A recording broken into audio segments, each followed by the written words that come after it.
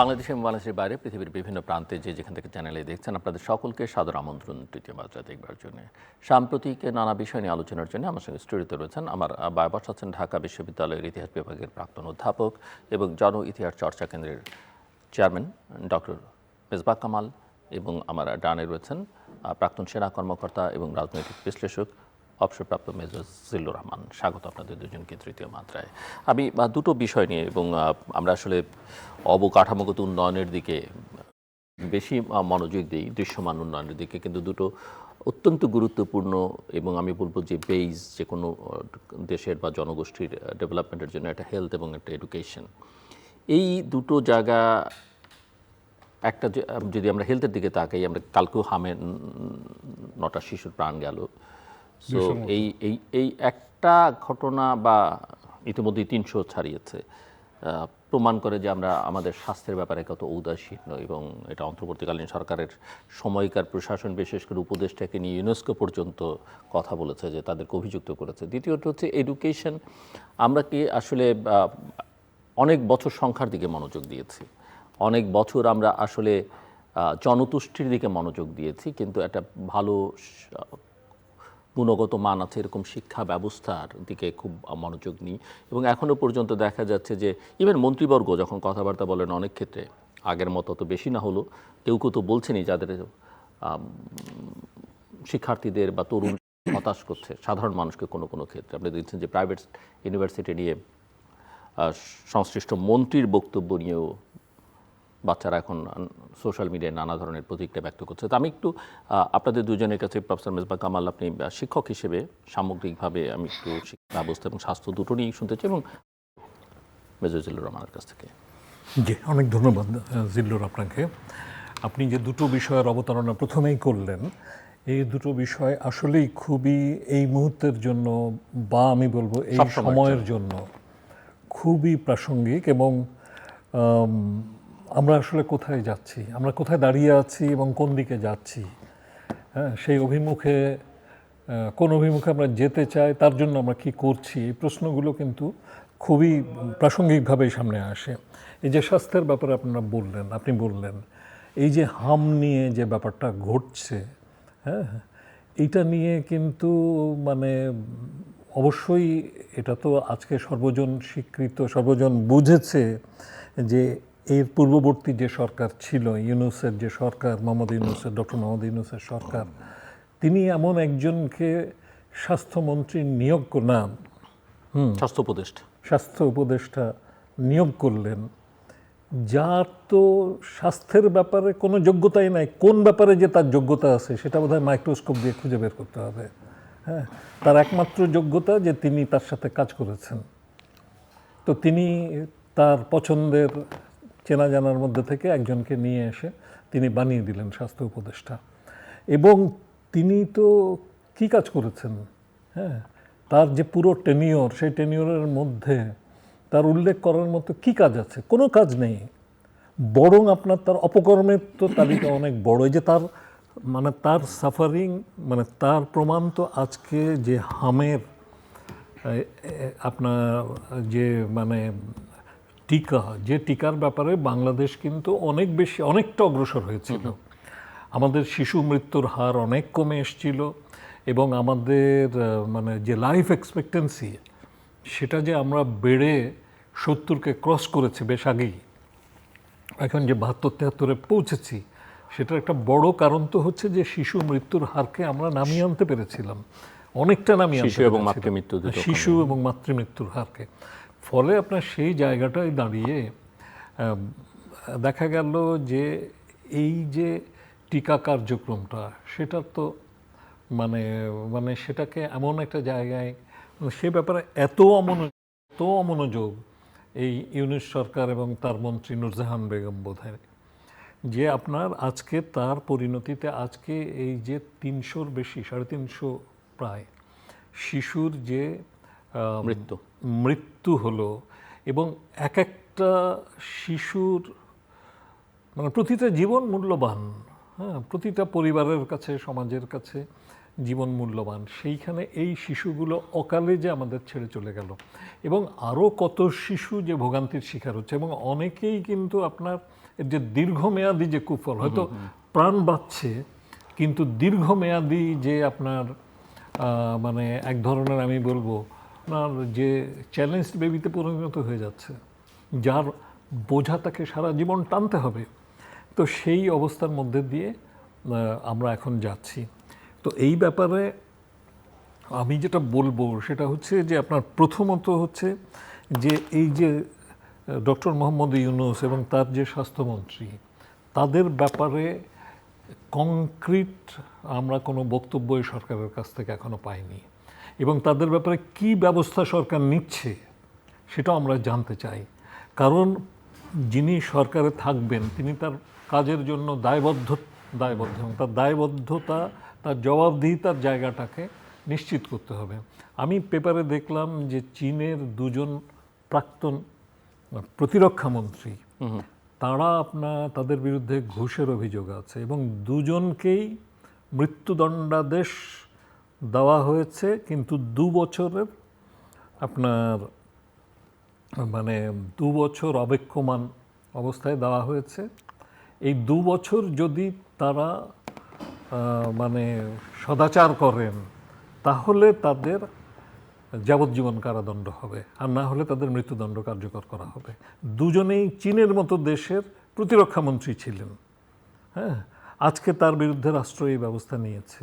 তা আমাদের দেশে যারা ক্ষমতায় থেকে অনাচার করেন, যারা দায়িত্বহীনতার পরিচয় দেন, হ্যাঁ, যারা অপরাধ করেন, তাদের ব্যাপারে কি ব্যবস্থা নেওয়া হয়? তো সেই ব্যবস্থাটা তো নিতে হবে, এবং সেটা এখান থেকেই শুরু হোক না কেন, এই যে শিশু মৃত্যুর যে মিছিল শুরু হয়েছে সেই জায়গা থেকে নেওয়া শুরু হোক। এটা একটা।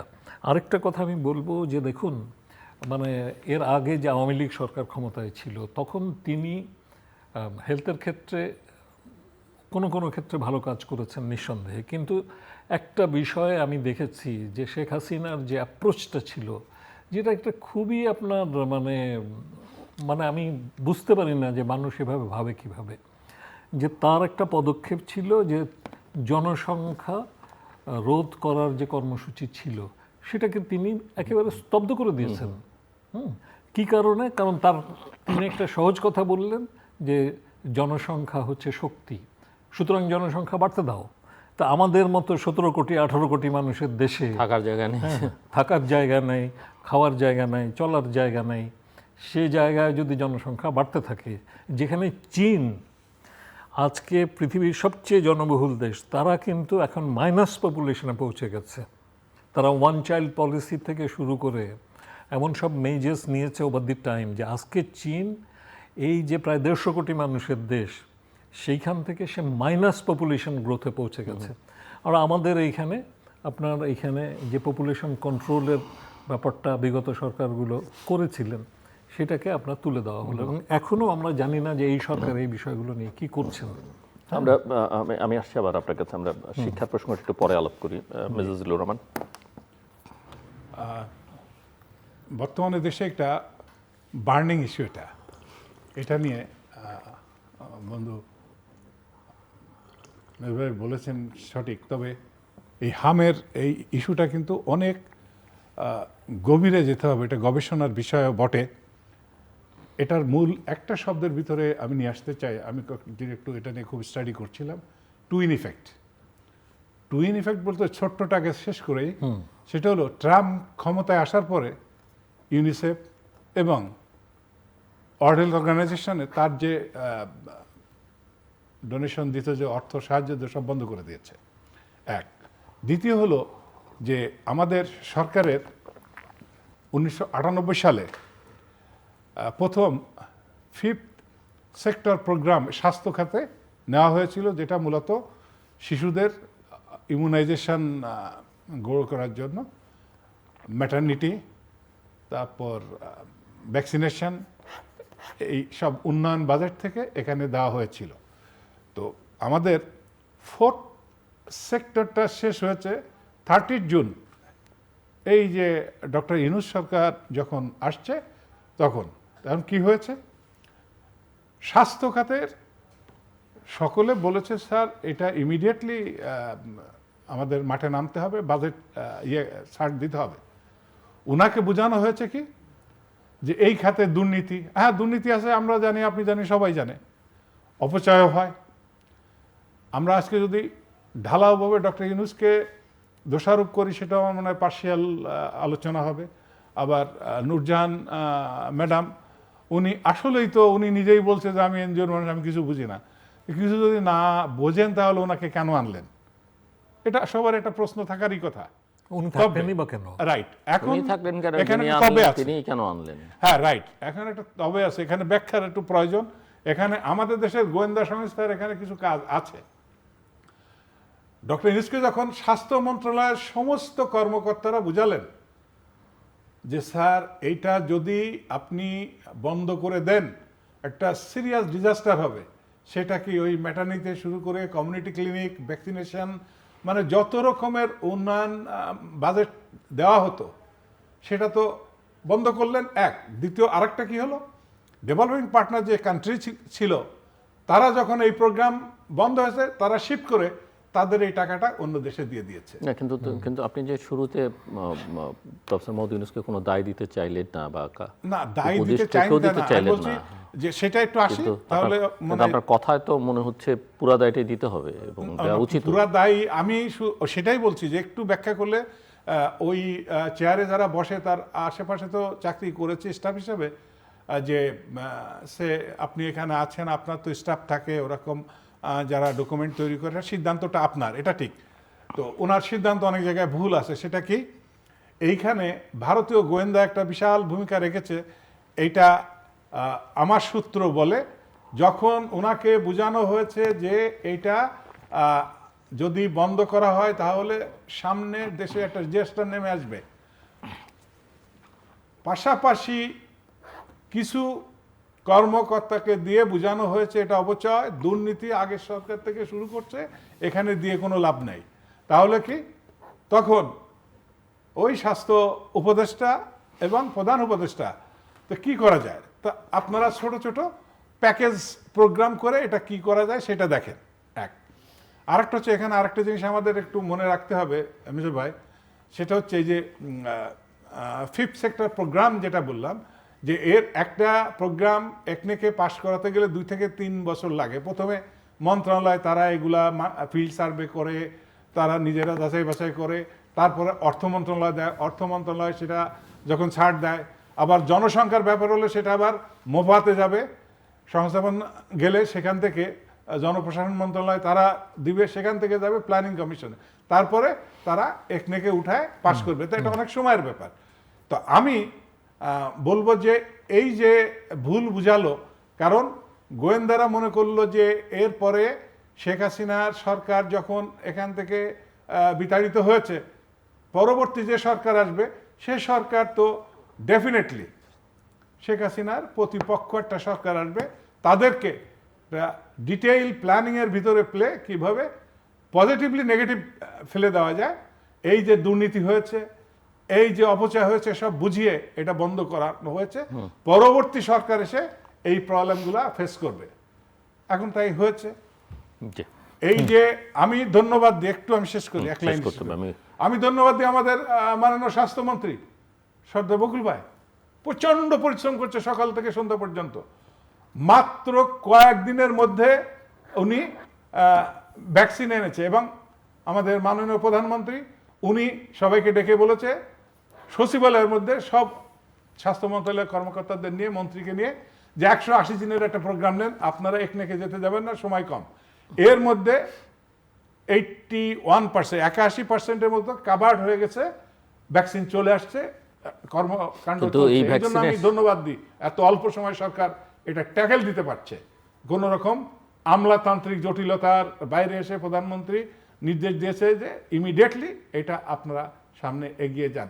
সুতরাং এই ইফেক্টটা যে আমাদের এই প্রথমে বললাম যে আমাদের গোয়েন্দারা শুধু বিরোধী দলের পিঠে লেগে থাকে, কিন্তু এই যে একটা এখানে ব্যাপক একটা ডেলিভারেট প্ল্যান করে এই যে ভ্যাকসিনেশন, বিদেশি ফান্ড চলে যাওয়া, পার্টনাররা এই ফান্ড অন্য দেশে ডাইভার্ট করে নিয়ে গেল, আর এখন এই সরকার এসে ধন্যবাদ। বেকায়দায় পড়ে গেছে। প্রফেসর মেজবাহ কামাল, আমি একটু এডুকেশন নিয়ে আপনাদের দুজনের কাছে শুনতে চাইছি। না, আমি নিশ্চয়ই এডুকেশনের কথায় যাবো জিজ্ঞুর, কিন্তু তার আগে আমি এটা বলতে চাই যে দেখুন, ফিফথ সেক্টর প্রোগ্রাম যেটা নিয়ে আপনার মানে এক ধরনের ডিসকাশন রেইজড করা হলো, হ্যাঁ, তো সেই বিষয়টা নিয়ে আপনার সেটার থেকে একটা সংশোধনী প্ল্যান করার কথা বলা হয়েছে সেই সময়, সেটা আমি জানি। কিন্তু আপনার মানে এর যে ইম্প্যাক্টটা হবে, এই যে একটা ইম্পাস তৈরি করা হলো, একটা অচলাবস্থা তৈরি করা হলো, এই যে হঠাৎ করে ফান্ড উইথড্রলগুলো করে, তো সেই জায়গায় আপনার তার প্রতিক্রিয়াটা কি হবে? প্রতিক্রিয়াটা কার উপর পড়বে? পড়বে তো আমাদের নতুন প্রজন্মের উপর, নবজন্ম যারা, তাদের উপর। তো সেই জায়গাটা যে বলা হয়নি তা নয়, আমিও কিন্তু হ্যাঁ হয়েছে, হ্যাঁ, সেই কথা এটা হয়েছে। কর্মচারীদের বেতন হয়নি, ইভেন সিভিল সার্জনের গাড়ি আছে, তার ড্রাইভার নাই, বেতন নাই। না, এবং আপনার ওই আপনি যেটা বলছেন রিভাইজ করতে বলছিল প্যাকেজে, তাও তো যে সময় সে সময় পায়নি।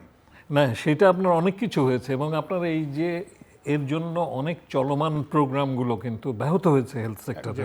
অনেক পজিটিভ প্রোগ্রাম যেগুলো চলছিল, সেই প্রোগ্রামগুলো ব্যাহত হয়েছে। কিন্তু মানে এর থেকে লাভটা কি হলো?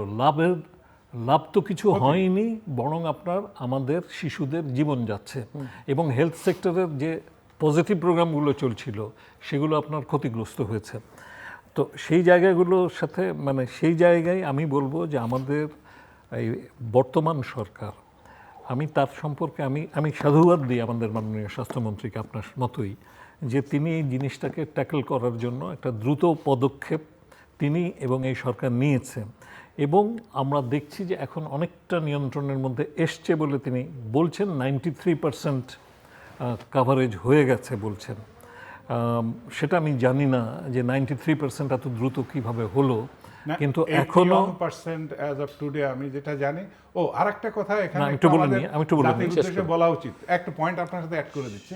সেটা হলো যে 9 মাসের পরে হয়তো ভ্যাকসিনেশন দেয় এরকম, তো তার পিছনে যাদের বয়স টয়স, তখন তাদের ভ্যাকসিন দেওয়া হয় না। তা অনেক ছোট যারা ভ্যাকসিনেশন দেওয়ার মতো এজ হয়নি, মৃত্যু সংখ্যা অনেক বেশি।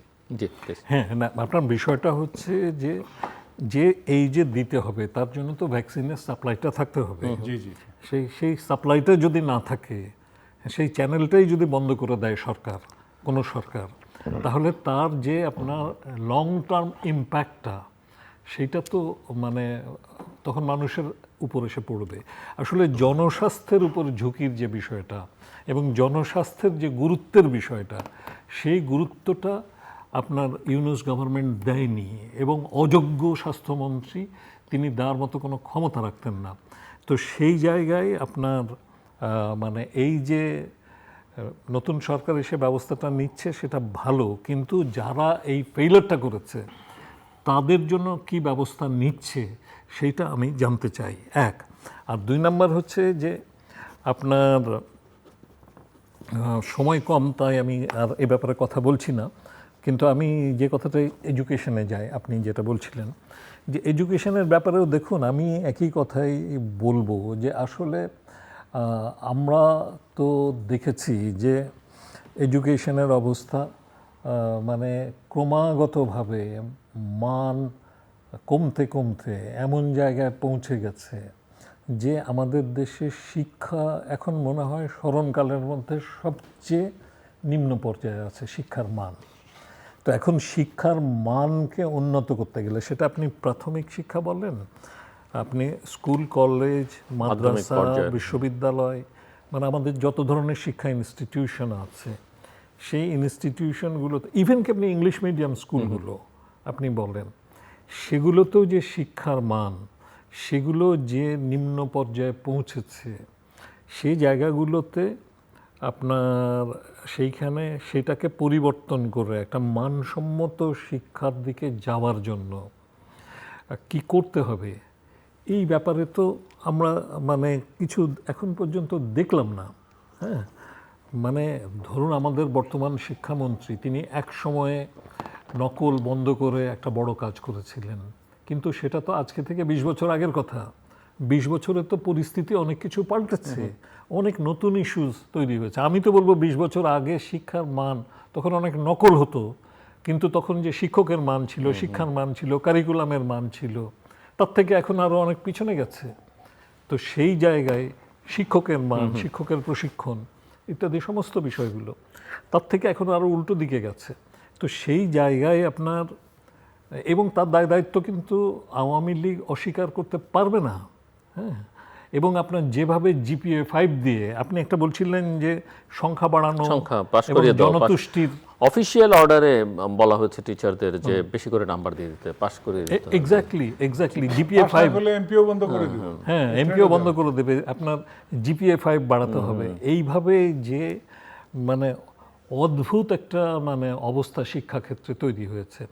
এবং আমরা তো জানি আপনার যে আমাদের কারিকুলামকে বিশেষ রাজনৈতিক মহলের চাপে পড়ে সেইখানে আপনার কারিকুলামকে কম্প্রোমাইজ করা হয়েছে, এবং সেই ক্ষেত্রে রবীন্দ্রনাথকেও পর্যন্ত পরিবর্তন করা হয়েছে। রবীন্দ্রনাথের কবিতা, হ্যাঁ, নজরুলের কবিতা, তাকেও, জাতীয় কবির কবিতাকেও পরিবর্তন করা হয়েছে। এবং আপনার মানে সেই 29টা যে চেঞ্জ তখন করা হয়েছিল বিশেষ রাজনৈতিক মহলের চাপে পড়ে, এমনকি ছাপানো বই ফেলে দিয়ে, হ্যাঁ, নতুন করে বই ছাপানো হয়েছে, দিয়ে ডিস্ট্রিবিউশন করা হয়েছে। এবং এই জায়গাগুলোর মাধ্যমে আমরা যে শিক্ষাকে ক্রমাগতভাবে পেছনের দিকে নিয়ে গেছি, সেই জায়গাগুলোকে মোকাবেলা করার জন্য মূলত তো হেফাজতের দাবির প্রেক্ষিতে করা হচ্ছে, কিন্তু আমার কাছে মনে হচ্ছে যতটা না দাবি ছিল তার চেয়ে তো অনেক বেশিও করা হয়েছে। হ্যাঁ, সেটা তো বটেই, আগ বাড়িয়ে। আর তাছাড়া ধরুন বিভিন্ন মহল থেকে দাবি উঠতেই পারে, হ্যাঁ, সেটা নিয়ে ডিসকাশন হতেই পারে, কিন্তু সেটার জন্য তো আপনার এক তরফ থেকে দাবি উঠলো এবং তারা যা দাবি তুললেন সেটা কোনো রকম কোনো পর্যায়ে পার্লামেন্টে কিংবা বাইরে আলোচনা না করে তাদের শতভাগ দাবি মেনে নেওয়া হলো। হ্যাঁ, এইটা এত রাজনৈতিক কম্প্রোমাইজ আমরা কিন্তু রাজনৈতিক দলগুলোর কাছে আশা করি না, কোনো রাজনৈতিক দলের কাছ থেকে আশা করি না। তো সেই জায়গা থেকে আমি মনে করি যে ধরুন মানসম্মত শিক্ষা নিশ্চিত করার যে ব্যাপারটা সর্বস্তরে, তারপরে আমি সেটা যে ধরনের প্রতিষ্ঠান হোক, আমি বলছি তো আপনার, আমি আবার বলছি যে স্কুল, কলেজ, মাদ্রাসা, ইংলিশ মিডিয়াম কিংবা বিশ্ববিদ্যালয়। আমি কেন ইংলিশ মিডিয়াম বলছি? ইংলিশ মিডিয়াম স্কুলগুলোতে আপনার যে পরিমাণ হোমওয়ার্ক দেওয়া হয়, হ্যাঁ, আমি সম্প্রতি নিজে পরিবারে এটা ফেস করেছি। আপনার যে ইংলিশ মিডিয়াম স্কুলে দেখা যাচ্ছে যে 8 জন শিক্ষক পড়ান, 8 জনই প্রতিদিন হোমওয়ার্ক দেন। তো সে বাচ্চা স্কুলে এসে আপনার বাড়িতে এসে কয় ঘন্টা, 4-5 ঘন্টা তাকে হোমওয়ার্ক করতে হয়। এটা কোনো কাজের কথা হলো? তো এরকম আপনার অবস্থা, যেখানে আপনার বিদেশে তো স্কুলেই পড়ানো হয়, বাড়িতে এসে পড়ার দরকার হয় না। হ্যাঁ, বাড়ির টাইমটা লেজার টাইম, সেখানে তাদেরকে একটা আপনার নিজে নিজে সেলফ স্টাডির একটা অভ্যাস গড়িয়ে দেওয়া হয় যে তুমি বাড়িতে যখন থাকবে তোমার পছন্দের বইটা পড়বে। তো সেই জায়গায় আপনার এই যে অবস্থাটা তৈরি করা হয়েছে, সেটা আমরা জানি না যে আমরা কোথায় যাচ্ছি। তো এই সমস্ত জায়গায় মানোন্নয়নের যে ব্যাপারটা, সেই জায়গাটা মানসম্মত শিক্ষা নিশ্চিত করার ব্যাপারটা করা দরকার। গবেষণা তো মানে আপনার আমরা অনেক কথা শুনলাম, কিন্তু গবেষণার জন্য বরাদ্দ তো বাড়লো না। হ্যাঁ, এবং গবেষণার জন্য বরাদ্দ, এখন আমি উচ্চশিক্ষার ক্ষেত্রে বলতে পারি বিশ্ববিদ্যালয়গুলোতেও গবেষণার জন্য কোনো ফান্ড নাই।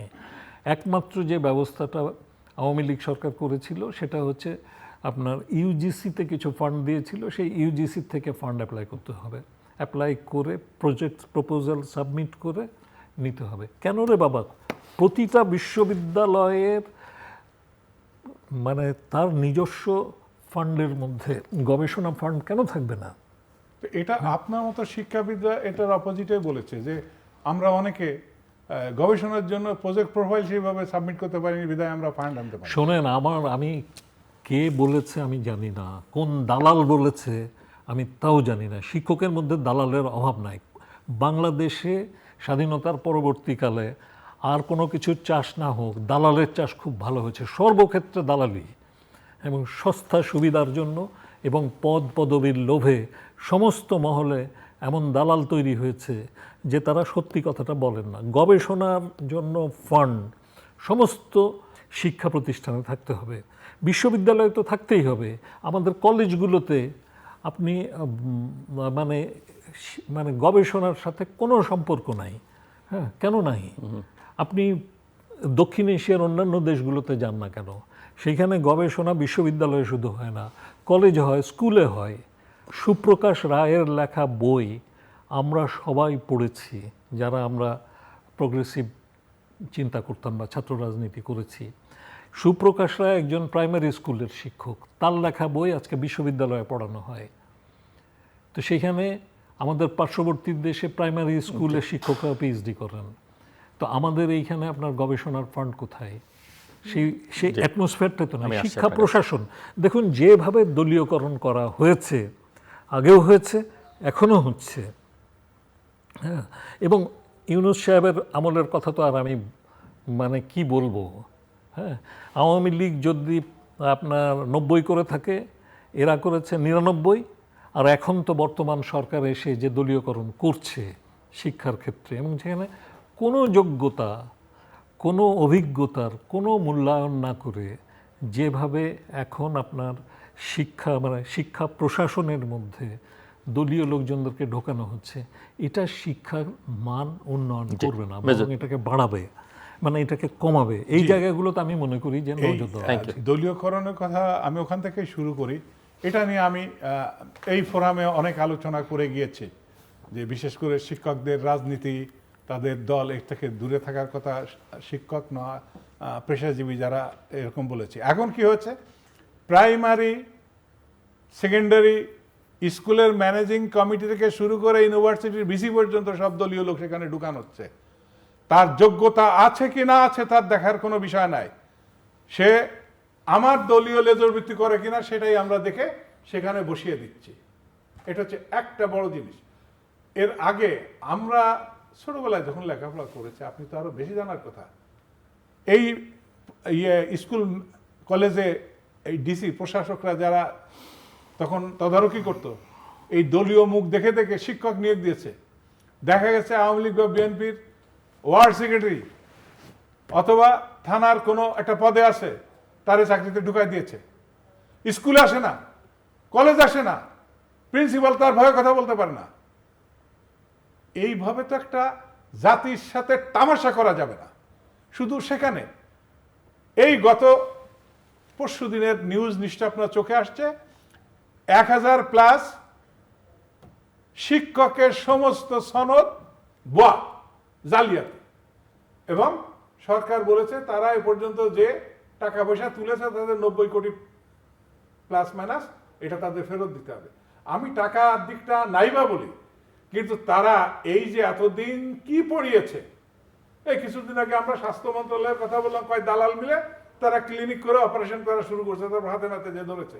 তো এই শিক্ষকের অবস্থা তো তাই হয়েছে। আপনি যেটা বললেন এটা আই ডু অ্যাগ্রি, যে এখানে তো কোনো চ্যারিটির কিছু নাই, যোগ্যতার ভিত্তিতে তাকে গ্রেডিং দিতে হবে, তার সুযোগ সুবিধা দিতে হবে, যা চাইবে তাই দিব, আমাকে এই গ্রেডে দিতে হবে, ওই গ্রেডে দিতে হবে, ইউ প্রুভ ইয়ারসেলফ। আমি একটু ভিন্নভাবে দেখি ইংলিশ মিডিয়াম আর আমাদের যে সমস্ত স্কুল কলেজ মাদ্রাসাগুলো আছে, এটা ইংলিশ মিডিয়ামটা আমি একটু ভিন্ন দৃষ্টিতে দেখি। তাদের সিলেবাস আলাদা, তাদের শিক্ষকরাও এই সরকারিভাবে এগুলার ধার ধারে না, সেটা হচ্ছে ভিন্ন। আর আমাদের কিন্তু পড়ানোর পদ্ধতি একই। আমি বলি যে তাদের ইয়েটা, সেখানেও কোনো সৃষ্টিশীলতা নাই, ইংলিশ মিডিয়ামে কোনো সৃষ্টিশীলতা নাই, তারা সেখানে সুযোগ সুবিধা পায়। বাট আমরা মেজরিটি যারা, যে জায়গায় আমাদের অ্যাক্সেস আছে এডুকেশনের, সেই জায়গায় তো খুব বেহাল অবস্থা। তাহলে এখন ইমিডিয়েটলি সরকারকে আমি অনুরোধ করতে চাই যে একটা কমিশন গঠন করা হোক, বিগত 20-25 বছরে যত শিক্ষক নিয়োগ দেওয়া হয়েছে সকলের সার্টিফিকেট যাচাই বাছাই করা হোক, পরীক্ষা নেওয়া হোক, আপনাদের মতো শিক্ষাবিদদের দিয়ে একটা কমিটি করে দিক, আপনারা পরীক্ষা নেন। এখানে কোনো স্বজন প্রীতির দরকার নাই, দল প্রীতির দরকার নাই, কারণ জাতি গঠন করতে হবে। আর আমাদের দেশে আমরা আগেও বলেছি যে শিক্ষক দেশে প্রাইমারি হোক অথবা ইউনিভার্সিটি হোক, তাদের মর্যাদা ওইভাবে আমরা দেখি না। এ কারণে ভালো স্টুডেন্ট আজকাল শিক্ষকের চাইতে প্রশাসনিক জব, বিভিন্ন জায়গায় যেতে চায় যে এখানে একটু মনে হয় মর্যাদা বেশি, শিক্ষকরা তো পণ্ডিত মানুষ গবেষণা করে বই টই লিখে কি হবে, এরকম একটা ইস্যু আমাদের আছে। তো শিক্ষার সাথে মেধার সাথে তার তো কিছু প্রিভিলেজ আমাদের দিতে হবে। হ্যাঁ, যারা যোগ্য তাদের সুযোগ দেন, আর যারা ফ্রডুলেন্ট তাদের সবকে বের করে দেন। আর এ পর্যন্ত যে সমস্ত টাকা পয়সা নিছে তাদেরকে পেনাল্টি করে সবকিছু কোষাগারে নিয়ে আসতে হবে।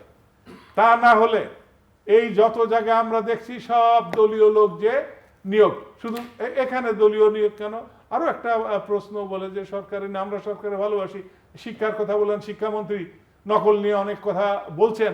উনি আগে একসময় নকল যখন হতো, আপনি তো কাভার করেছেন, উনি বন্ধ করেছিলেন, দৌড়াদৌড়ি করেছিলেন, ঠিক আছে। এখন খুব ভালো কাজ করেছেন তো। এখন উনি যা বলতে, সেদিন শিক্ষামন্ত্রী শিশুদের কিশোরদের মাঝে বলছে আমরা কার আদর্শ কার রাজনীতি করব, জায়েমা রহমানের রাজনীতি করব। এটা কি একজন মন্ত্রীর কথা হতে পারে? আর এই কথা বলে জায়েমা রহমানকে কি উঠানো হলো নাকি তাকে নিচে নামা দেওয়া হলো? এই কাঁচা তেল মারার দিন তো এখন শেষ হয়ে গেছে।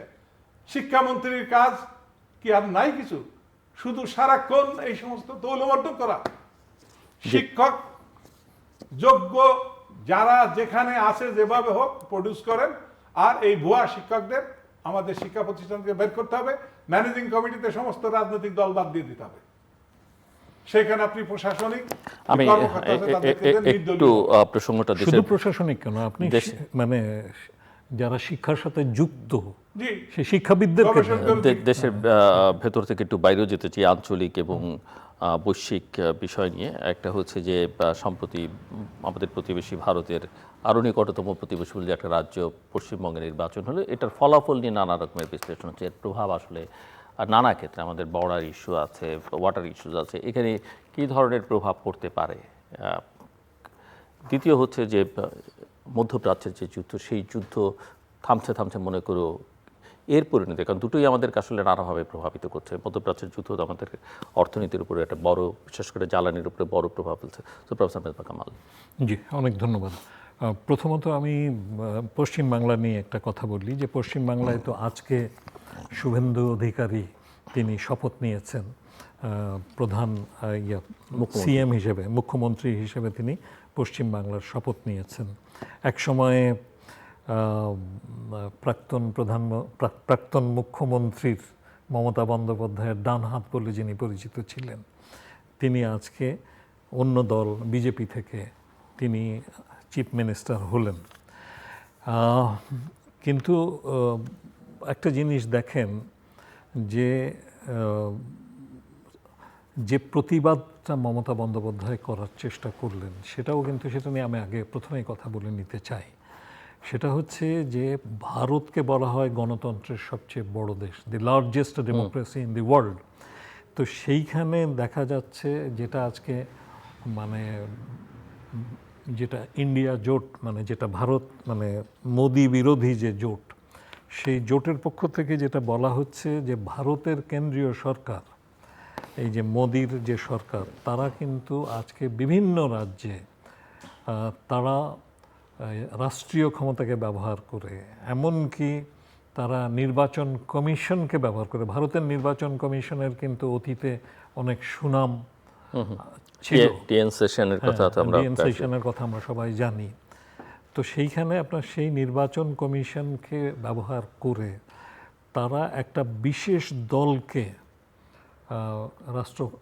রাজ্য ক্ষমতায় বা রাষ্ট্র ক্ষমতায় আনার জন্য বিশেষভাবে ভূমিকা রাখছে। এবং আমরা দেখেছি তো পশ্চিমবাংলায় যেভাবে তারা আপনার কেন্দ্রীয় রিজার্ভ ফোর্সকে নিয়ে এসে স্থানীয় যে রাজ্যের যে পুলিশ বাহিনী, তাকে পুরোপুরি ইগনোর করে যেভাবে সেখানে ইলেকশন কন্ডাক্ট করেছে, সেগুলো নিয়েও প্রশ্ন আছে। সবচেয়ে বড় কথা যেটা, সেখানে প্রায় 1 কোটি মানুষকে তালিকাভুক্ত করা হয়েছে যে তারা ভারতীয় নয় বলে, তারা বাংলাদেশ থেকে যে অনুপ্রবেশকারী। এবং তার মধ্যে থেকে আমি একটা ইয়েতে দেখেছি, আপনার সাক্ষাৎকারে, যে একজন শিক্ষক যিনি স্কুলে 40 বছর ধরে শিক্ষকতা করছেন, তাকেও আপনার তালিকা থেকে বাদ দেওয়া হয়েছে, ভোটার তালিকা থেকে। এবং তার মা সে 40 বছর ধরে স্কুলে শিক্ষকতা করছেন, তার মা, তাকেও আপনার ভোটার তালিকা থেকে বাদ দেওয়া হয়েছে। Detect, delete, depart. হ্যাঁ, ডিটেক্ট, ডিলিট, ডিপার্ট। হ্যাঁ। এবং এইটার উদ্দেশ্য হচ্ছে বিশেষ করে টার্গেট করা হয়েছে ওখানে, আমরা জানি যে ওখানকার সংখ্যালঘু যে মুসলমান তাদেরকে, এবং আপনার এই যে এখান থেকে যাওয়া যে আপনার নমশূদ্র জনগোষ্ঠীর, হ্যাঁ, মানুষদেরকে টার্গেট করে কিন্তু এটা করা হয়েছে। তো এখন আমি প্রথমত এটা বলতে চাই যে ভারতের নির্বাচনের যে প্রক্রিয়া এবং সেখানে লার্জেস্ট ডেমোক্রেসি হিসেবে যে সুনাম, সেই সুনামটাকে রক্ষা করার ব্যাপারে কিন্তু দায়িত্ব আছে। এবং বাংলাদেশের মতো দেশে যা হয়, হ্যাঁ, বা তৃতীয় বিশ্বের বিভিন্ন দেশে যেভাবে ভোট অতীতে হয়েছে, সেরকমভাবে যদি ভারতেও ভোট হতে শুরু করে, তাহলে তো মানে লার্জেস্ট ডেমোক্রেসির সুনাম আর থাকবে না। এক, আচ্ছা, এটা একটা দিক। কিন্তু তার চেয়েও বড় কথা যেটা এখন আমাদের জন্য যে এটা বেশি জরুরি, সেটা হচ্ছে যে আমাদের সীমান্ত বরাবর সবগুলো রাজ্যেই কিন্তু এখন যে মানে আপনার ধর্ম ভিত্তিক রাজনৈতিক দল বিজেপি, হ্যাঁ, সে উগ্র হিন্দুত্ববাদী সংগঠন বিজেপি, তারা কিন্তু আজকে ক্ষমতায় আসীন হয়ে গেছে। এবং এর কি প্রভাব বাংলাদেশের উপর পড়বে এটা আমাদের চিন্তা করার দরকার আছে। এই উগ্র হিন্দুত্ববাদীরা কিন্তু এবং আপনার পশ্চিমবাংলার ইলেকশনে কিন্তু 27 লক্ষ মানুষ ভোট দিতে পারে নাই। 27 লক্ষ মানুষের ভোটাধিকার কেড়ে নিয়ে এটা হয়েছে। তো মানে আপনার মমতা যে কথা বলছিলেন যে তাকে হারানো হয়েছে 100 আসনে, সেটা হয়তো অতিশয়োক্তি নিশ্চয় আছে, কারণ তার যে কুশাসন এবং তার যে মানে তার দলের যে দলীয় নিপীড়ন এবং দুর্নীতি, সে বিষয়গুলো তো আছে। মানুষ তো অতিষ্ঠ হয়ে গেছিল। কিন্তু মানুষের সামনে বিকল্প হিসাবে যদি আপনার একেবারে উগ্র সাম্প্রদায়িকতাবাদী দল আসে, বিশেষত পশ্চিমবঙ্গের মতো জায়গায়, তাহলে সেটা তো দুর্ভাবনার কারণ হতেই পারে বাংলাদেশের জন্য। তবে আবার আমি দেখছি যে বাংলাদেশের মানুষজন কিন্তু অনেকেই ভাবছেন যে এবার হয়তো আমাদের তিস্তার সমস্যাটার সমাধান হবে। এতদিন তো যুক্তি ছিল যে কেন্দ্রে এক সরকার, হ্যাঁ, মমতা বন্দ্যোপাধ্যায় যে যুক্তিটা বিভিন্ন সময় দিয়েছেন, তার কারণেই কিন্তু তিস্তাটা আটকে ছিল বলে অন্ততপক্ষে নরেন্দ্র মোদী সেভাবে প্রেজেন্ট করেছেন। তিনি বলেছেন যে কেন্দ্রীয় সরকার তিস্তা চুক্তি করতে চায়, কিন্তু মানে নদী বিষয়টা যেহেতু রাজ্যের সাবজেক্ট এবং যেহেতু মমতা আপত্তি করছেন, সুতরাং তারা করতে পারছে না। তো এই অজুহাতটা নরেন্দ্র মোদী এত বছর ধরে দিয়ে এসছেন। কিন্তু এখন তো কেন্দ্রেও নরেন্দ্র মোদী আছেন এবং রাজ্যেও তো নরেন্দ্র মোদীর দলের পক্ষ থেকে শুভেন্দু অধিকারী এলেন। তো সেই জায়গায় আপনার এই যে আমি শেষ করছি, তো সেই জায়গায় আপনার এখন তিস্তা চুক্তিটা হওয়ার পথটা হয়তো প্রশস্ত হলো, সেটা মানে ভেবে অনেকে আশান্বিত হচ্ছেন। কিন্তু আমি যদিও শুভেন্দু অধিকারী বলেছেন তার মা হচ্ছে বরিশালের মেয়ে, কিন্তু আমি ঠিক জানি না যে আপনার অবস্থানটা তারা শেষ পর্যন্ত কি নেবে। আমি মনে করি যে বাংলাদেশকে তার সঠিক যে পাওনা, সে পাওনার জন্য যত ফোরাম আছে, হ্যাঁ, সেটা দ্বিপাক্ষিক হোক, বহুপাক্ষিক হোক, আন্তর্জাতিক হোক, সেই ফোরামগুলোতে ইস্যুসগুলোকে রেজ করতে হবে। যেমনভাবে আজকে যে মার্কিনের সাথে যে চুক্তি হয়েছে বাংলাদেশের, যে বাণিজ্য চুক্তি, যেটা ইউনুস তিনি এটা এথিক্যালি করতে পারেন না। তিনি যেদিন দায়িত্ব হস্তান্তর করলেন তার একদিন আগে তিনি চুক্তি স্বাক্ষর করেছেন, which I can't do ethically. তো সেরকম জায়গাগুলোতেও আপনার মানে বাংলাদেশের স্বার্থকে রক্ষা করে কাজ করার জন্য আমাদের সমানভাবে কাজ করতে হবে। জি, পশ্চিমবঙ্গের নির্বাচন নিয়ে আমি ধন্যবাদ জানাতে চাই আমাদের বিতাড়িত প্রধানমন্ত্রী শেখ হাসিনাকে। উনি অন্তত ওনার মডেলটা ভারতকে খাওয়াতে পেরেছেন। রাহুল গান্ধী বিবৃতি যদি দেখেন পত্রিকা, আমি দেখলাম, তিনি বলেছে এখানে রিগিং হয়েছে, এখানে কারচুপি হয়েছে, এখানে নির্বাচন হয়নি। এমনকি মমতার দলীয় কিছু লোকের যদিও এটা সোশ্যাল মিডিয়ায় কোনো আমরা ক্রস চেক করতে পারি না, যে আপনি যেটা বললেন কেন্দ্রের ফোর্স এনে তারা গাড়িতে করে বক্স নিয়ে যাচ্ছে, তারা সামনে যে বাধা দিয়েছে, কি নিচ্ছেন, কোথায় নিচ্ছেন, ভোট কেন্দ্র থেকে, তাও তারা মানে নাই, এমনকি তাদের অনেকে আটক করে নিয়ে চলে গিয়েছে। তো পশ্চিমবঙ্গে যে নির্বাচন হয়েছে সত্যিকার অর্থে অতীতে আমাদের শেখ হাসিনা যে মডেলে করেছে সেই মডেলেই বিজেপি করে নিয়ে গেছে, এবং উনি সঠিক বলেছে যে তারা দিল্লির এটা বোধহয় একেবারে সমস্ত রাজ্য খুব বেশি হয়ে গেল মেলানো দুটো, মানে এতটা খারাপ আমি মনে করি তাই। এই কারণে মানে আমি যতটুকু স্টাডি, হার জিত আছে, তারা তো অতীতে কখনো, যেটা উনি বলেছেন ম্যানিপুলেশন তো অবশ্যই ছিল, তারা করেছে, কিন্তু যেই লেভেলে আপনি বলছেন যে একেবারে বাংলাদেশের নির্বাচনের মতো সেটা না হিসাবে, তো সেইটা এবার দুলিশাত হয়ে গিয়েছে, ভালো হয়েছে। তো আমাদের সমসাময়িক হয়ে গেছে, ওই দিক থেকে আমরা খুশি। আরেকটা বিষয় যে আমাদের তিস্তা যে প্রকল্প বা পানি, উনি যেভাবে আশান্বিত বা আপনি আশান্বিত হচ্ছেন যে মমতার জন্য আমরা আগে পানি পাই নাই, আমি কিছু বলি নাই, উনি বলেছেন যে কেউ আশান্বিত। মোদিজি হয়তো আমাদের একেবারে না যুক্তিটা আগের যুক্তিটা থাকছে না। আমরা তো আমাদের তো পররাষ্ট্র মন্ত্রী বলেছেন যে চীনের সাথে উনি এটা নিয়ে আলোচনা করছেন, আমরা বসে থাকবো না। তো চীন তিস্তা প্রকল্পে যদি আসে তাহলে তো অল্টারনেটিভ কোনো চিন্তা ভাবনা আমরা করছি, এগিয়ে যাচ্ছি। তো সেটা কি যুক্তরাষ্ট্রকে সন্তুষ্ট করে না অসন্তুষ্ট করে চীনের সঙ্গে আলোচনা করছেন সেটা? এখন সেটা তো উনিই ভালো জানেন, কারণ ওনার তো দেবীর মতো অনেকগুলো হাত। ওনার যুক্তরাষ্ট্রেরও অনেকে বলে যে উনি যুক্তরাষ্ট্রেরও প্রোডাক্ট, তো তা না হলে ডক্টর ইউনূসের সাথেও ছিলেন, আবার বর্তমান সরকারের সাথে সবচেয়ে বড় মন্ত্রণালয় পেয়ে গেলেন। তাহলে ডক্টর ইউনূস যে লাইনে চিন্তা করছিল, আমাদের বর্তমান সরকার তো বেলাইন নাই, মোটামুটি অ্যালাইন আছে, ওনার যোগ্যতা আছে, উনি মেধা, একটা মেধার আধার। নিশ্চয়ই উনি কোথাও কোনো একটা লবিং করেছে, কোনো আলোচনা করেছে, তা নাহলে উনি স্ট্রেইট বলেছে। ওনার মতো মানুষ কাঁচা কথা বলা মানুষ না, উনি খুব স্ট্রংলি বলেছে যে আমরা আর একটা কথা আপনি বলেছেন যে পুশিনের মতো একটা ঘটনা ঘটতে পারে, একটা চাপ আসতে পারে, বিজেপি যেভাবে সংখ্যালঘুদের একটা ব্যাপার, শুধু মুসলমান না, খ্রিস্টানদেরও বৌদ্ধদের উপর একটা চাপ আছে। তো এই অবস্থার মধ্যে আমাদের স্বরাষ্ট্র মন্ত্রী তো বলেছেন যে আমাদের সীমান্ত রক্ষীদেরকে বলা হয়েছে অ্যালার্ট থাকার জন্য।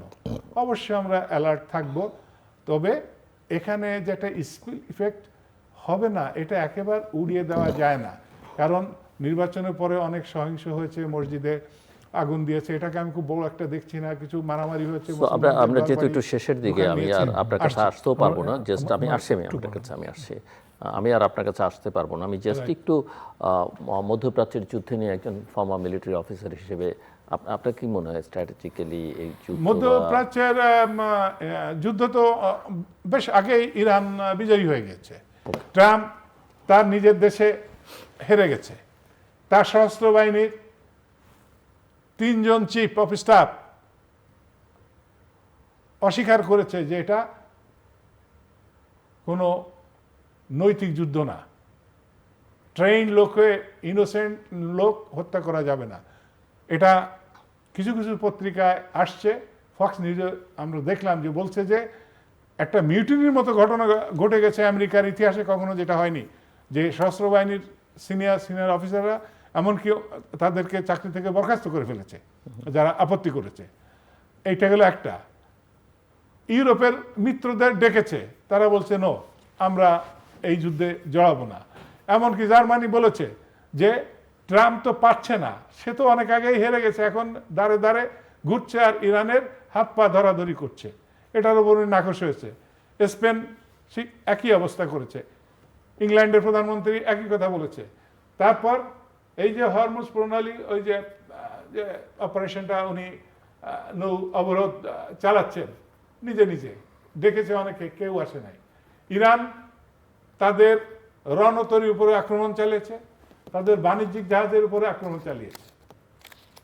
এদিকে সৌদি আরব আবার তাদের বলছে যে আমাদের আমেরিকার উপরে আর নির্ভরশীলতা আগের মতো দেখাতে চাই না। ট্রাম্প আজকেও বলেছে যে আমি আশা করছি অতি শীঘ্রই তারা একটা মতামত জানাবে। ট্রাম্প একটা সমঝোতার প্রস্তাব দিয়েছে, নিশ্চয়ই দেখেছেন। সেটা নিয়ে ইরান তারা যাচাই বাছাই করছে, এখনো বলে নাই।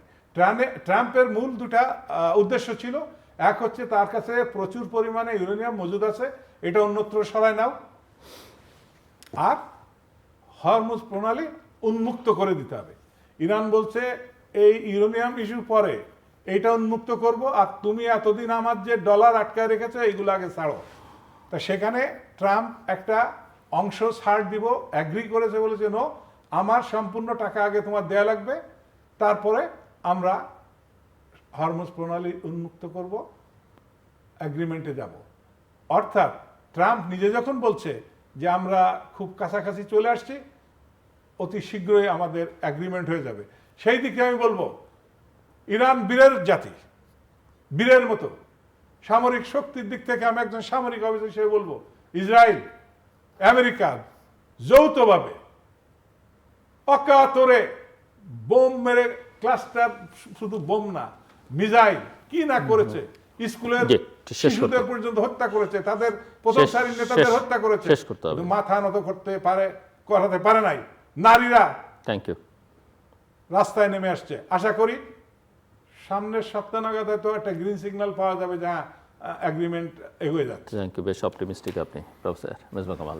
যে ইরান নিয়ে যদি বলি, যে আপনার এই যুদ্ধবন্ধে পরবর্তী বৈঠকের তারিখ হয়েছে 14ই মে, সেদিন আবার সম্ভবত পাকিস্তানেই বৈঠক হবে, কিন্তু এর আগে তো আমরা সবাই জানি যে চীনে যাচ্ছেন তিনি, এবং তার আগেই কিন্তু সেখানে ইরানের পররাষ্ট্রমন্ত্রী তিনি পৌঁছে গেছেন এবং চীনের সর্বোচ্চ পর্যায়ে তার আলোচনা হয়েছে। তো আমি মনে করি যে এই যুদ্ধে ইরান যেটা প্রমাণ করেছে সেটা হচ্ছে যে মহাশক্তিধর দেশও তার যত শক্তি নিয়ে আক্রমণ করুক, যদি তার বিরুদ্ধে টিকে থাকা যায় তাহলে কিন্তু তাকে আলটিমেটলি পরাস্ত করা যায়। হ্যাঁ, তো যুদ্ধে হয়তো মার্কিন যুক্তরাষ্ট্রকে, যেহেতু এটা এত দূরের দেশ, সেখানে সরাসরি আক্রমণ করে তাকে পরাস্ত করা ইরানের পক্ষে সম্ভব হয়নি। ফকল্যান্ডের মতো অবস্থা। হ্যাঁ, কিন্তু যেটা হয়েছে যে ইরান কিন্তু গোটা মধ্যপ্রাচ্য জুড়ে 14টা দেশে যে মার্কিন ঘাঁটিগুলো ছিল, যার ভিত্তিতে তারা দাবি করতো আমেরিকা যে তারা মধ্যপ্রাচ্যে নিচ্ছিদ্র নিরাপত্তা দিচ্ছে, সেটা কিন্তু ভেঙে দিয়েছে। এবং গতকালকের যে ওয়াশিংটন পোস্ট সহ বিভিন্ন পত্রিকায় যে ছবিগুলো প্রকাশিত হয়েছে, তাতে দেখা যাচ্ছে যে কি মারাত্মক পরিমাণ ক্ষয়ক্ষতি হ্যাঁ মার্কিন যুক্তরাষ্ট্রের হয়েছে। সেখানে সব ধরনের, মানে বিমান থেকে শুরু করে আপনার মাল্টি বিলিয়ন ডলারের যে মানে ক্ষয়ক্ষতি, সেখানে সামরিক স্থাপনা উড়িয়ে দিয়েছে, এবং আপনার তাদের যে রেডার সিস্টেম সেটাকে একদম টোটালি ভেঙে দিয়েছে। হ্যাঁ, সব কিছু দিয়ে আপনার সেখানে ওই 14টা দেশে যে নিরাপত্তা, মানে যে বেষ্টনী তৈরি করেছিল মার্কিন যুক্তরাষ্ট্র, এবং তার মাধ্যমে যে তেলকে কন্ট্রোল করছিল, সেই মধ্যপ্রাচ্যের তেলকে, সেই কন্ট্রোলের জায়গাটা কিন্তু ভেঙে গেছে। এবং এর মধ্যে দিয়ে ইরান আজকে এই উপসাগরীয় অঞ্চলে কিন্তু সবচেয়ে শক্তিধর দেশ হিসেবে ইমার্জ করেছে। এবং শুধু তাই নয়, আগামীতে যে একটা মাল্টিপোলার ওয়ার্ল্ডের কিন্তু ভিত্তি তৈরি হয়ে গেল, যেখানে শুধু মার্কিন যুক্তরাষ্ট্র না, এখানে চীন আছে, এখানে রাশিয়া আছে, এবং এইখানে আপনার আরও স্থানীয় লোকাল সুপার পাওয়ার্স তারা আছে, ইরানের মতো শক্তিধর দেশ আছে। তো ফলে এটা কিন্তু পৃথিবীর মধ্যে যে ধারায় পৃথিবী চলছিল, সেই ধারাকে পাল্টে দেওয়ার মতো একটা ঘটনা ঘটল। এবং আপনার হরমুজ প্রণালীকে যে ট্যাকটিক্যালি ইউজ করেছে ইরান, সেটা তো গোটা যুদ্ধের চেহারা পাল্টে দিয়েছে। আজকের পর্যন্ত খবর হচ্ছে যে অন্তত 1,500 জাহাজ সেখানে আটকে আছে। এবং মানে তিনি তো চেষ্টা করলেন, মার্কিন প্রেসিডেন্ট, তিনি তো চেষ্টা করলেন যে নিজের শক্তিতে ইউরোপীয় দেশগুলোর সহায়তা নিয়ে তিনি তাদের জন্য সেফ প্যাসেজ করবেন। তিনি তো একটা জাহাজও পাস করতে পারলেন না। সেই হতাশা থেকে তো জার্মানি থেকে 5,000 সৈন্য উনি উদ্ধার করছেন। হ্যাঁ, তিনি প্রত্যাহার করছেন। তো এইগুলো তিনি যাই করুন, আজকে যে মার্কিন যুক্তরাষ্ট্রের যে আপনার বিশ্ব মাতবরীর দিন যে শেষ, অনেক ভেঙে দিয়েছে। সেটা কিন্তু আপনার ইরান ভেঙে দিয়েছে। তবে আমি আরেকটা জিনিসও মনে করি যে ইরানে এই যে 47 বছর ধরে যে শাসন করছে, এই যে আপনার যে শক্তিটা, সেই শক্তিটা দেশের ভেতরে গণতান্ত্রিক যে আপনার শাসন ব্যবস্থা, জনগণের যে গণতান্ত্রিক অধিকার সেটা প্রতিষ্ঠার ব্যাপারে, নারীর যে অধিকার সেটা প্রতিষ্ঠার ব্যাপারে যেভাবে পিছিয়ে আছে, সেই ব্যাপারটাও নিয়েও কিন্তু ভাবতে হবে। আমরা শুধু ভাবা দিলেই হবে না, ইন্টারনাল যে ডিনামিক্স, সেই ডিনামিক্সের কথাটাও আমি মনে করি বিশ্ব মানবতার স্বার্থে ইরানের মানুষের গণতান্ত্রিক অধিকারের কথা, নারীর অধিকারের কথা আমাদেরকে ভাবতে হবে, তাদের পাশেও মানুষকে দাঁড়াতে হবে। তো আমি বলবো যে আপনার এটা একটা দিক।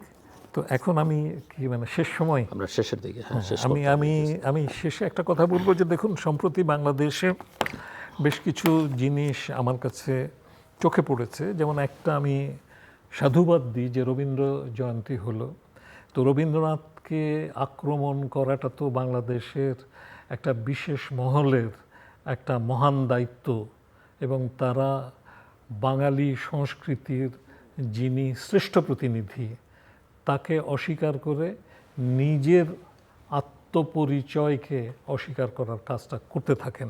হ্যাঁ, এই পাকিস্তানি কায়দায় যে রবীন্দ্র বিরোধিতা, সেই কায়দাটা তো এখনও চলছে। তো এই সময়ে দাঁড়িয়ে কিন্তু আমি দেখেছি যে আমাদের প্রধানমন্ত্রী তারেক রহমান, তিনি কিন্তু রবীন্দ্র জয়ন্তীতে বাণী দিয়েছেন, সেটাকে আমি খুবই সাধুবাদ জানাই। এবং রবীন্দ্রনাথ, নজরুল সহ আমাদের যারা আপনার আমাদের মাথার মুকুট, তাদেরকে সবাইকেই আমাদের ধারণ করতে হবে। জীবনানন্দ সহ যারা আছেন সবাইকেই আমাদের ধারণ করতে হবে। জসিমউদ্দিন, শামসুর রহমান, শরৎচন্দ্র, তারাশঙ্কর, সবাইকে আমাদের ধারণ করতে হবে। এটা একটা দিক। আরেকটা দিক হচ্ছে আমি বলবো যে আপনার সন্ত্রাসী গ্রেপ্তারের জন্য একটা ড্রাইভ শুরু হয়েছে, এবং এখন পর্যন্ত বলা হচ্ছে যে আপনার এখানে কোনো দলীয় পরিচয় দেখা হবে না। আসলে তো আমরা জানি যে সন্ত্রাসীদের কোনো দল নাই। সন্ত্রাসীরা আজকে যে দল ক্ষমতায় আছে তার আশ্রয় নেয়, কিন্তু হাত ক্ষমতা বদল হলে তারা আবার নতুন যে দল ক্ষমতায় আসে তার ছত্রছায়ায় খুব দ্রুত শিফট করে। কাজে এদের কোনো দল নাই। যে সন্ত্রাস, চাঁদাবাজে কিন্তু মানুষ অতিষ্ঠ। তো সেই ব্যাপারে যে পদক্ষেপ নেওয়া হচ্ছে, এটা যেন সত্যিকার অর্থে দলীয় বিবেচনার বাইরে যেন মানে অপরাধীদেরকে গ্রেপ্তার করা হয়, এই ড্রাইভটা যেন হয়, এটা আমি চাই। আরেকটা হচ্ছে যে জীবনের নিরাপত্তা, সেটা কিন্তু একটা বিষয়। এবং আরেকটা কথা বলবো, শেষ কথা আমি বলবো যে দেখুন, শ্রমিকদের বিষয়ে কিন্তু প্রধানমন্ত্রী একটা ঘোষণা দিয়েছেন যে বন্ধ কলকারখানাগুলোকে চালু করা হবে, কিন্তু আমরা দেখলাম যে তিনি এই স্টেটমেন্টটা, সেটা শ্রমিক সমাজের মধ্যে কিন্তু ব্যাপক আশার সঞ্চার করেছিল। কিন্তু আপনার তার পরে পরে আমরা দেখলাম যে যিনি সংশ্লিষ্ট মন্ত্রী, তিনি আবার যা বললেন সেটা প্রধানমন্ত্রীর কথাকে ক্যারি করলো না। হ্যাঁ, বরং তিনি খুব সীমিত আকারে করার কথা বলেছেন, এবং আবার বলেছেন যে 1 বছরের মধ্যে তাদেরকে ব্যক্তি খাতে হস্তান্তর করা হবে। তো এই যে বিষয়গুলো, এগুলো কিন্তু কনফ্লিক্টিং মেসেজেস দিচ্ছে। শ্রমিকের অধিকারের বিষয়টাকে, সাধারণ মানুষের অধিকারের বিষয়টাকে ভাবতে হবে। দর্শক, অনুষ্ঠান শেষ প্রান্তে আমরা সামাজিক যোগাযোগ মাধ্যম ফেসবুক, এক্স এবং ইউটিউবে তৃতীয় মাত্রা লাইভ স্ট্রিম হচ্ছে, আপনারা দেখতে পারেন। টেলিভিশনের পর্দায় দেখতে না পারলে যে কোনো সময় যে কোনো স্থান থেকে ইউটিউবে তৃতীয় মাত্রা চ্যানেলটি সাবস্ক্রাইব করে এই পর্ব বা পুরনো পর্ব আপনারা দেখতে পারেন। মেজর জিল্লুর রহমান এবং প্রফেসর মিসবাহ কামাল, অসংখ্য ধন্যবাদ এই আলোচনা অংশ নেবার জন্য। দর্শক, আমার অতিথিরা নানা প্রসঙ্গে কথা বলেছেন। দেশের ভেতরে অনেক রকমের সমস্যা আছে, রাজনৈতিক, সামাজিক, কিন্তু আমরা মূলত জোর দেবার চেষ্টা করেছি যে দুটো খাত সবচেয়ে জরুরি, কিন্তু অবহেলিত, শিক্ষা এবং আরেকটা স্বাস্থ্য। যেভাবেই বলুন না কেন, নজরের দিক থেকে এটা একেবারেই গৌণ, কারণ এখানকার উন্নতিটা সহজে দৃশ্যমান হয় না। এটা সময় সাপেক্ষ ব্যাপার এবং বোঝার জন্য আলাদা একটা শক্তি দরকার হয়।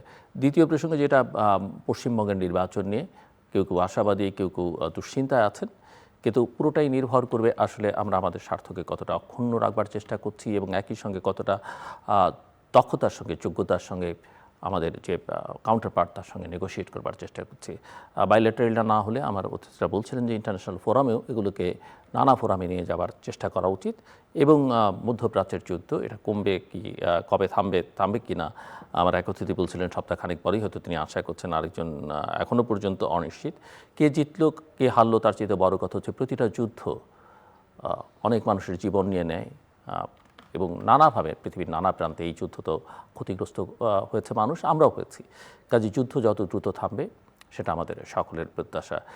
এই যুদ্ধে লিপ্ত কে কতটা ভালো কে কতটা খারাপ এগুলো নিয়ে নানা রকমের বিশ্লেষণ করবার সুযোগ আছে, তার চেয়ে বড় কথা হচ্ছে যুদ্ধ কারোর জন্য আসলে শেষ পর্যন্ত মঙ্গল বয়ে আনে না। আমাদের সঙ্গে থাকবার জন্য অসংখ্য ধন্যবাদ, আপনাদের সবার জন্য শুভকামনা।